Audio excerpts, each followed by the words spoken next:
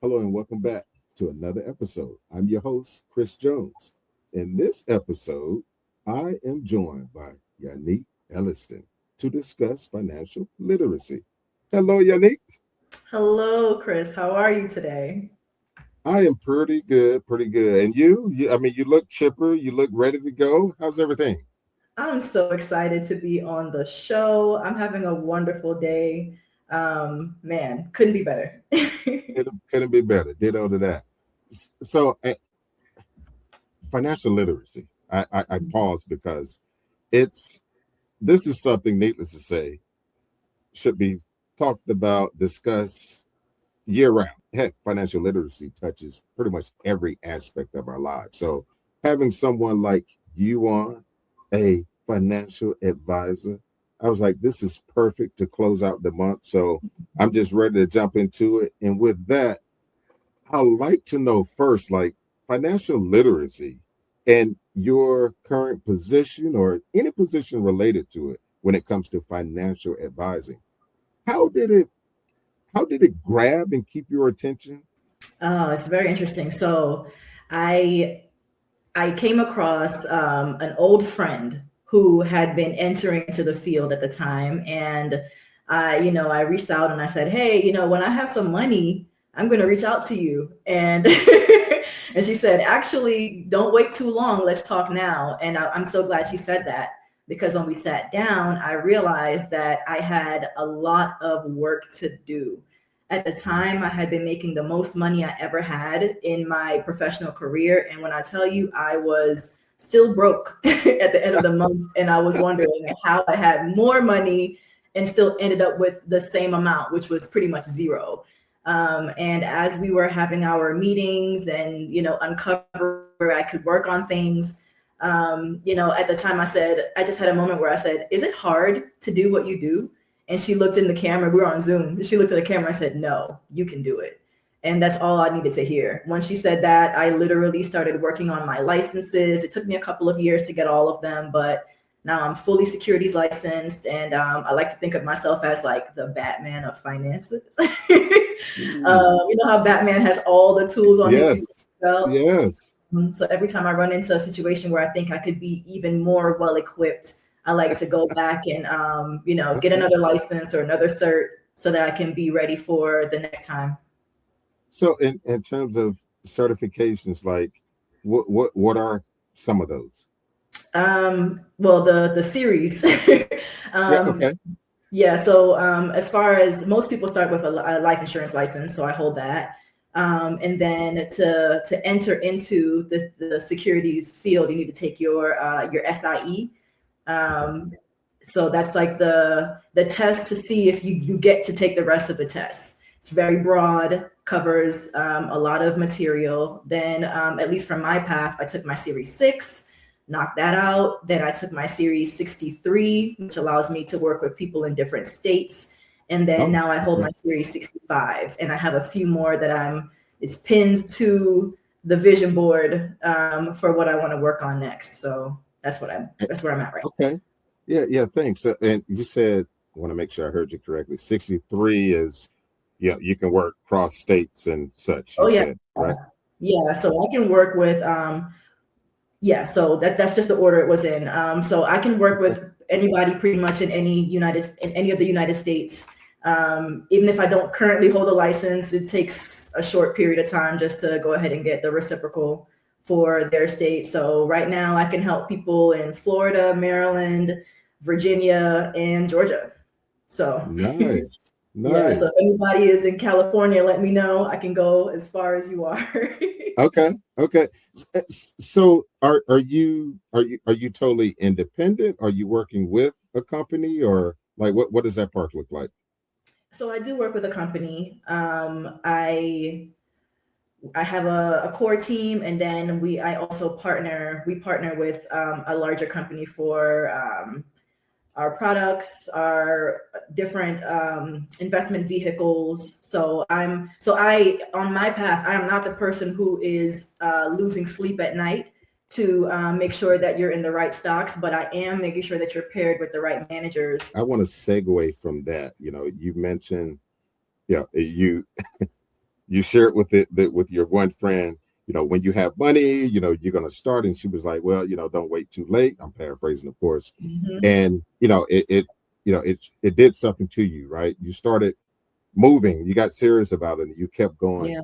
Um, what is the approach one should take? Like, you have to be in like a mental mindset. Folks always say in sports, we say, you got to get your mind right, right? So, Mhm. like, from that vantage point, what would you recommend someone do to get mentally fit? For their personal finances, or if they want to enter the field? Personal, Ah, personal. I think the first thing you need to do is you need to get comfortable with your numbers. I think sometimes I sit with people and one of the things they say is, well, I don't know where my money's going. I'm like, well, you're probably spending it. It's probably Yeah, going wherever you're yeah, sending it. If you don't yeah. give your money a job, it'll assign itself a job based That's off of right. your habits Absolutely. and your impulses. So that's one thing I think people need to make peace with who they are. I also find a lot of people have a lot of people that I run into have a lot of anxiety around their money. There's a lot of our childhood and our just internal psychology, our inner Hmm. workings that Hmm. is wrapped up in our money. So some people might, when they have a hard day, they may take themselves out or treat themselves to something nice. But when they also have a great day, they'll take themselves out or treat themselves to something nice as well. Yeah. So Hmm. if you aren't conscious of what your motivations are, and if you haven't given yourself and your money a plan, it's really easy to fall into old routines, old habits. And even if you make a ton of money, you may find that you're not keeping a lot of it. So I think the first thing you need to do is to sort out what's going on with you. I know this is under the auspices of financial literacy. Mm. You just touched on some budgeting aspects and some. It's all interconnected. It's all related. It is what you touched on too initially about, and the way I took it when you said it. You know, these things, these seeds are planted so long ago, and they inform how you approach money, how you understand money. Um, how would you say, and I'm just kind of flipping the script just a little bit, okay? How would you Okay. tell, or what would you think the best approach for a parent or any person of age having young ones to ensure that they understand the importance of money? Does that make sense? That's a really good question. I was actually just contemplating that with Mother's Day around the corner. Um, I think that once your kids are old enough to start asking about money, you can start to kind of talk to them about the basics. So even if it's like, young, like 3 to 5, you might want to start, when they ask questions about money, you can maybe start using money as money math, right? So they can learn that, okay, 10 pennies make a dime. And, they understand kind of like, what they can buy with a dollar. So you can start to kind of teach them those basics. And of course, it's going to depend on how mature you think your child is and what they're ready for. But, once they get to like elementary, middle school, and maybe they can start to watch you come to the store with you and watch you make money choices. They can understand the difference between needs versus wants and kind of start to instill the importance of a budget. Like, okay, we know we're going to spend $10. We have Absolutely. $10. That doesn't mean we can spend $15 because that $5 Right, comes from somewhere else, right? right, And understanding that, okay, if you want to prioritize this, then that means there's something else that we have to take off the table, and kind of understanding how that works. I think that's important. right, Then once they reach middle school, then they're going to start to see their peers, and what they think is cool is what's going to kind of supersede all of what you told them is important. right, So you right. can talk to them again about, prioritization and budgeting and saving. Maybe around that time, they might start earning their own money. Some families might be able Ah, to do an allowance, but some families may say, hey, you can babysit, you can mow lawns, shovel driveways. Are kids still shoveling driveways in today's day and age? right. But little things that they can do. Maybe they get paid for their chores. I think Yeah. by the time they reach like high school going on, they might start thinking about what they want to do for a career. But then Hmm. they're also going to be entering into the real world soon. They're going to start hearing about credit cards and getting enticed by the idea of free money. Yes. So you have to instill with them, once again, budgeting, learning from your mistakes, prioritizing what's important. Also, the value of your credit and how you don't want to kind of jeopardize that, right? Ooh, And yes. one of my favorite mom friends, actually the same friend who got me into finance, one of Okay. the things that she does is she has companies will write out like their mission, vision, Hmm. values. Uh-huh. She has that written out for her family. So I think it just is a matter of always kind of instilling those basics. Yeah. And at each point, kind of looking at what you think is most important and kind of keeping it relevant. So if they're asking the questions, kind of try to make it a lesson if you can. And one of the things that I try to do is I try to be a resource. So if I have people who I'm working with and they're asking me these kinds of questions, I might have a booklet, I might have a brochure or a pamphlet that might be able to Hmm. lend Okay. itself to those conversations that they're looking to have. Yeah, it's funny that you touched on the example you use in terms of the money and take going to the store and such. I remember my daughter was probably 7 or 8, something like that, give or take. Anyway, um, going to the store, $10 bill, and she clearly sees the 10, right? And we're looking at the things on the shelf, and she sees the price, and she's adding them up. And I'm showing her, I I have this $10 bill. Now, my daughter, being a little smarty, she knows I have more money in my wallet, right? So so and really I don't carry, well, back then I probably carried more cash than anything. I very seldomly carry cash now. If I was looking at some candies or something like that, and let's just say it came up to like $8 and something, right? And I grabbed another one. It put me over $10, right? And I wanted to see what her reaction was going to be, and she was like, she said something to the effect of, "Well, Daddy, well, yeah, that's more than $10, but you have more money in your wallet, right?" But obviously I wanted to show her then and there, like, no, what if $10 was all I had?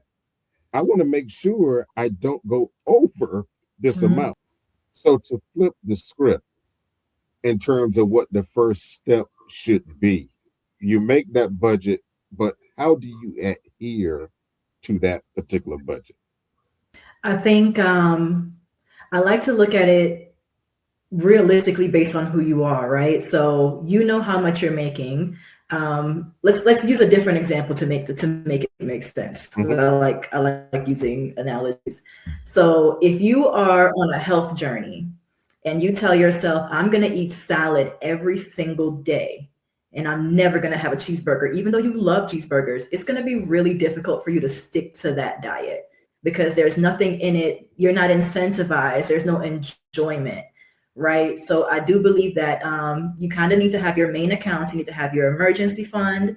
So if you don't have that already, you want to start to save till you have at least like 3 to 6 months, a little cushion, a little safety net that's going to protect you from having to overuse credit cards in case of life's emergency.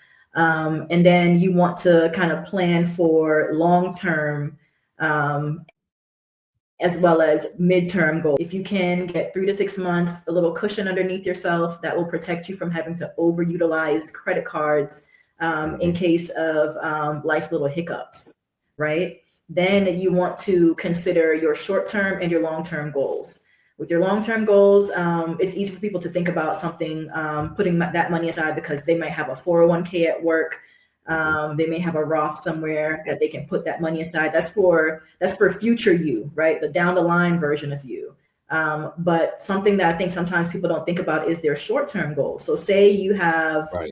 you're planning for a wedding, or you have a big vacation coming up, or Maybe you have a kid that's just starting high school and you know that in 4 years, you're going to have to come out of the pocket for all of this senior year expenses, prom and suits and all of this stuff that comes up with it. You know it's coming, right? So something that's like 3 to 5 years, your short-term goals, you can start putting that money aside. So if you can have those 3 main accounts going, those 3 buckets, I think that's really a good place to start. But once you are putting that aside, I think that another thing that people can think about is, I would call it a fun budget. Because even though you may not prioritize, when you're thinking I'm going to be on my grind and I'm going to be serious about my money, you might not be thinking I need to also carve out the fun. But if you don't carve out the fun and designate those dollars, it might be easy to go over. Just like in the store with your daughter, you might see something you might want to spend twice as much as that $10. But when you know for a fact that all the other dollars have a job and this $10 is the fun budget, it kind of keeps you in line, and it kind of keeps you, allows you to be a little bit creative as well, I think, because then you go, well, what all can I do with this $10? You look forward to it. It gives you something to, that you can think like, it's like the dessert at the end of the meal. Like, oh, I know I'm going to have that chocolate cake. So I'm going to enjoy this, vegetables. I'm going to do what I'm supposed to do because I know that there is something sweet at the end of this for me that I've designated for myself. Oh, yeah. And I love the way you use the, how you categorize it as the dollar has a job. Before I go any further, I'll tell you why I hesitated. Because I want to piggyback on something you asked earlier when you were trying to decipher if I was talking about personal finances or becoming a financial advisor. So now I'm just a tad bit curious. Like, if someone is interested in going this route, so what are some of the things they should initially do? Well, they should hit me up so I can tell them how they can get their licenses paid for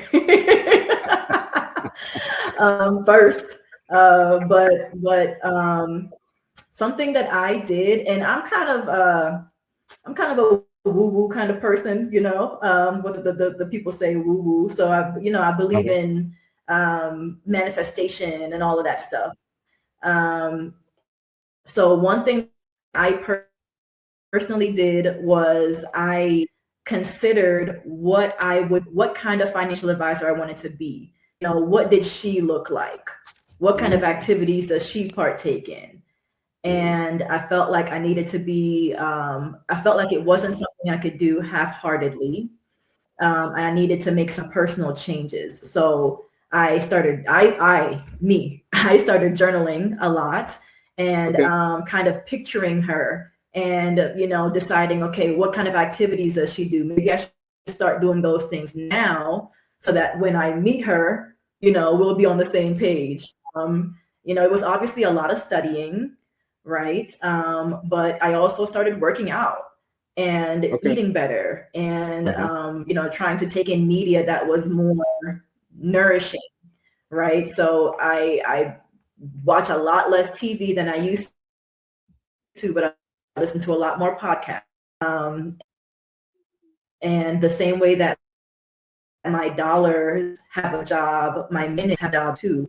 So I'm considering plug into that's going to actually kind of move me forward. How can I, even if I don't have time to watch the news, I may listen to something that's going to catch me up on the current events so that when I'm having conversations with my clients or even with my peers, I can be kind of on top of what's going on as well. So for me, it was a big mindset shift, but it was also, what was I taking in all aspects? I started to be a lot more mindful and thoughtful about that too. No, I like that. I was going to ask you about, like, what are some of the things that you personally learned throughout that process? And you actually just kind of addressed some of that. The biggest thing that I learned is that a lot of people that you may look up to, so you may have someone that you think is doing really well in life and you may look up to them, but if you look a little closer, a lot of people are living on credit. A lot of people prioritize looking like they have it together more than they Yes. prioritize actually financial health and wellness. That was Yes. one of the biggest points of disappointment that I experienced on my journey, as I was meeting with people, and I was kind of talking through things with people that I look up to. You just hear certain things, right? You'll hear kind of triggers. You'll hear people who are they're putting everything on like Klarna, or Yeah. they're living paycheck to paycheck. Even though they make a lot of money, they're living paycheck to paycheck. They're overusing their credit cards, and it's a lot of that is sometimes normalized. If someone is always driving the brand newest thing and always upgrading this and upgrading that, but when you realize that everything is on payments, it kind of makes you look at things differently. That was a big lesson for me. So it allowed Yeah. me to realize that, where I'm at is exactly where I need to be.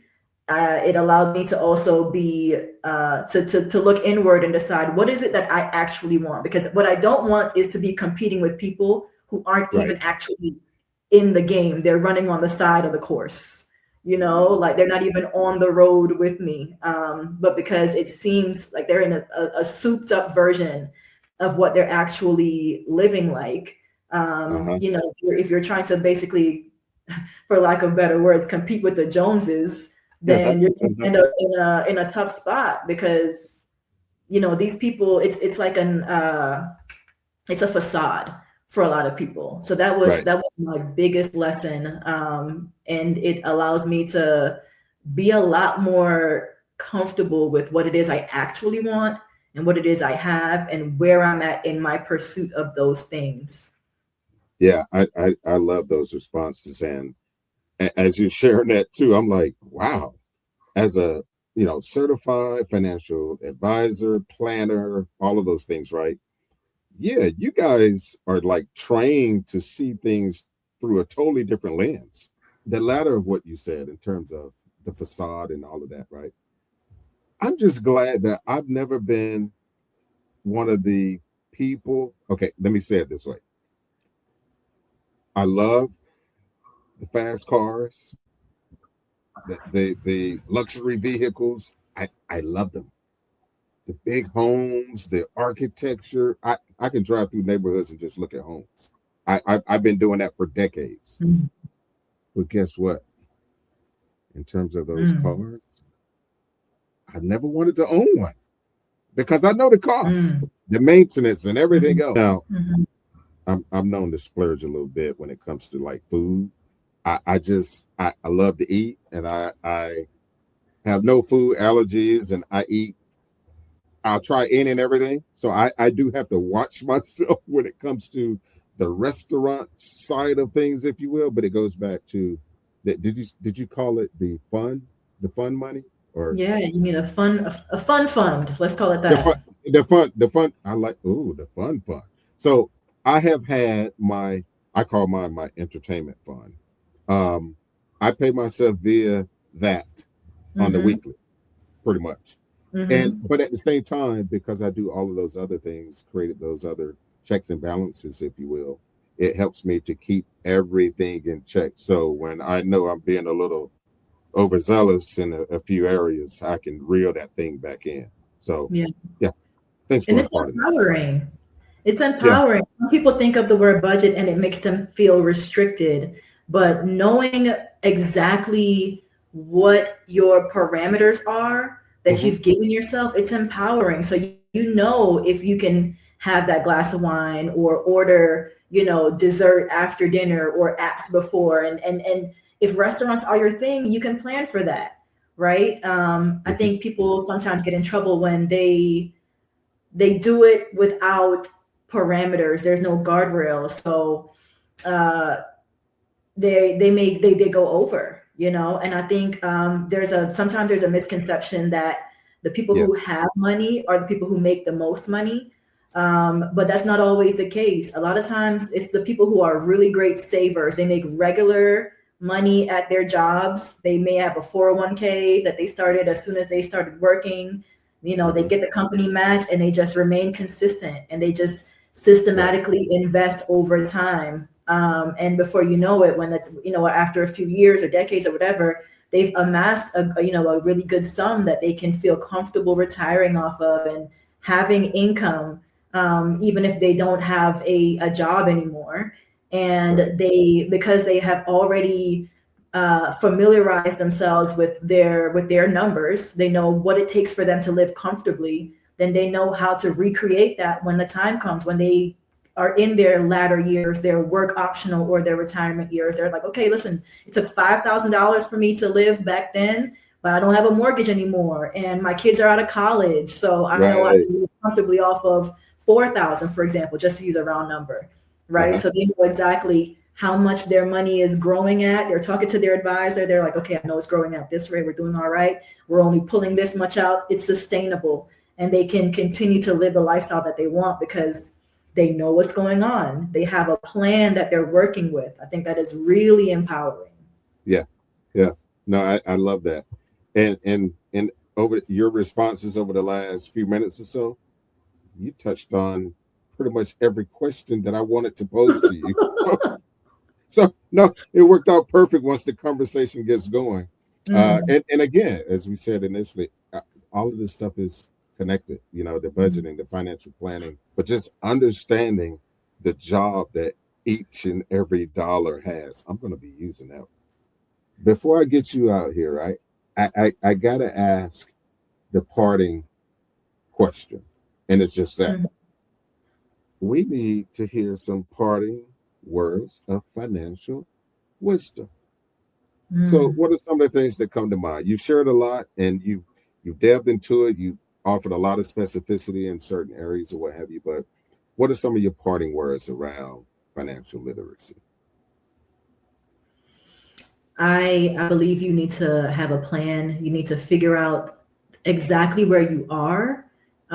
If you have what I call financial anxiety, lovingly, you got to get past that. You have to actually comb back and figure out what's going on with your money.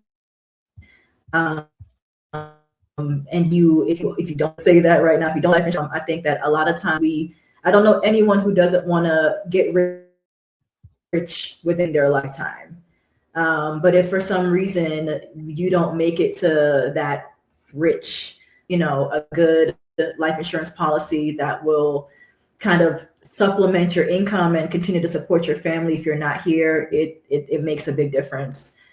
It's really sad to see a family that has lost a loved one and also have to kind of let go of the dreams that they share together. I call that devastation on top of financial destitution. It's really tough. So that's a big one for me. I think that's foundational. And then you need to have a plan. So once you figure out what's going on, you have all the facts in front of you. You need to figure out a plan to get from where you are to where you want to go, right? And that goes for if you're, my first job when you're in your 20s to I'm 10 years out from retirement, and I know I got some stuff. I might have an IRA somewhere. I may have, a brokerage account somewhere. I may have a good savings account, but you don't know if your parts are moving together, right? The cogs need to move together to move you in a certain direction. So you need to sit down and you need to put a plan in place for how to get from where you are to where you want to go. And, have contingencies in place as well. So if something doesn't go right, you want to make sure you have that emergency fund that can float you, so that once again, you don't have to rely on credit in order to get through those tough times, because it's just sometimes unavoidable. It's just one of those speed bumps of life. Right. So having a few months worth of an emergency fund really can make all of the difference. I have personally been so grateful in my own life, realizing like, wow, if I didn't start my financial journey even 2 years ago, 5 years ago, depending on where I was, if I didn't have some kind of a safety net put aside, I would have been in a tough spot. So trust me, that is a big difference maker. If you don't already have that, I would start putting that aside as soon as possible. That's it. Spoken just like the certified financial advisor you are. Thank you so much. Um, just I remember when you started part of this journey. Hmm. So to hear about the licensing and the multiple licenses that you've amassed, and obviously the training that comes along with that, be it now hands-on, applying all of that, transferring all of that training. I'm, this is music to my ears. I am very, extremely, extremely proud of you. This is Thank good stuff. you. Thank Yeah, you very much. this is good. And I know, you know, the information that you shared is going to help a multitude of people. I took a few notes myself. I'm one of those lifelong learners, and especially in the realm of financial literacy. I mean, that's something you better always be, or I should say, stay on top of, if you will. So, thanks again for imparting this information. It's a pleasure. Thanks for having me. To the audience, thank you guys for continuing to tune in, like this video, leave a comment, pose a question, and share. And don't forget to subscribe to the channel. This series is another way we creatively inform and inspire, helping people write the lives they desire. Until the next time, take care.